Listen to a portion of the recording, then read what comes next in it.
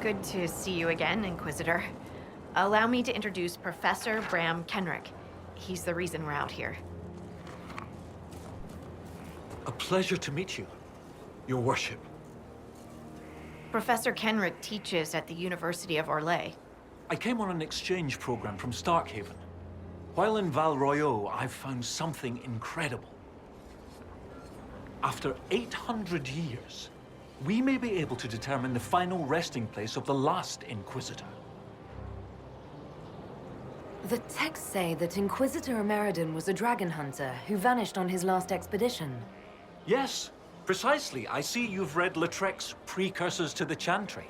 Inquisitor Emeridon stepped down shortly before the Nevarran Accord brought the Seekers of Truth into the Chantry.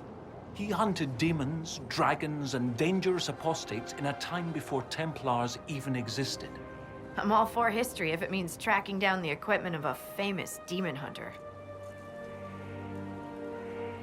If the last Inquisitor has been missing for 800 years, it's only fitting that today's Inquisition help find him. Your scouts have gathered artifacts from the area.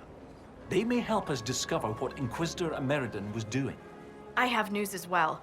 We've encountered hostile Avar to the north. They call themselves the Jaws of Hakkon. There's also an Avar hold to the east.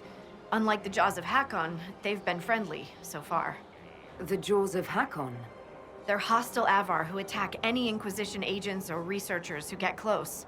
We've sent soldiers for defense, but the Hakkonites are cunning, merciless, and know the basin better than we do. I'm afraid our men will not be able to hold out long. I thought we could catch up. Of course. Have you spoken to Kenrick much? A bit. He's quite nice, isn't he? And clever. Really loves his books. I said hello one day while he had his nose buried in a giant tome. His shriek was a winner. I can't stop doing it now. It's too funny. How do you like the Frostback Basin? It's lovely, isn't it? At least until you step in a pile of bogfish or poo. The stuff's vile. It makes great fuel for starting fires, though, if you can tolerate the smell. I might suggest that to the commander. It could be great for sieges. That's a brilliant idea. I'll endorse it. Wonderful. I'll write it up as soon as I get back to Skyhold. They say you grew up in a village. Where did you learn how to fight? Draw a bow? All that? Here and there. You pick things up as a little dwarf girl in a village filled with piggish Ferelden boys. I'm no artist with a blade. I just know what hurts and what takes them down quick. Bruised a shin or two in my day, and a few, you know, other things. And archery?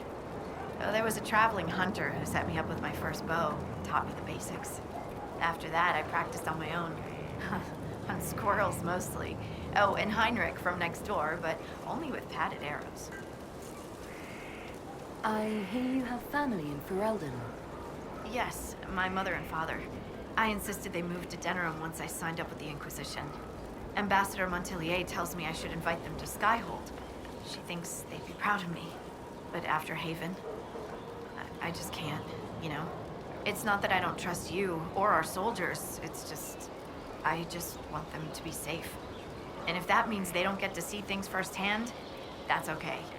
My mother likes writing letters anyway. We defeated Corypheus. I thought you'd have returned to your old life. After everything I've seen, I don't think I could ever go back to my old life. Could you? I can't just pretend. I can't just pretend I'm the same person. I got a letter from my mother. She was happy the breach was sealed. She had no idea what we went through. And I don't have the heart to tell her. What do you think about the Avar? When I was a little girl, a lady in our village used to tell me Avar tales. Being able to see their lives up close, it's nothing like I thought. They're very tall, aren't they? I was considering a proposal for Commander Cullen. Avar allies with dwarven archers astride their shoulders. Oh, I like the way she thinks. We should keep her around. For mayhem. Yes, Mayhem. All right, get it out of your system. Mayhem! It's funny how a word loses its meaning when you say it enough times. We'll continue this another time. Be careful out there.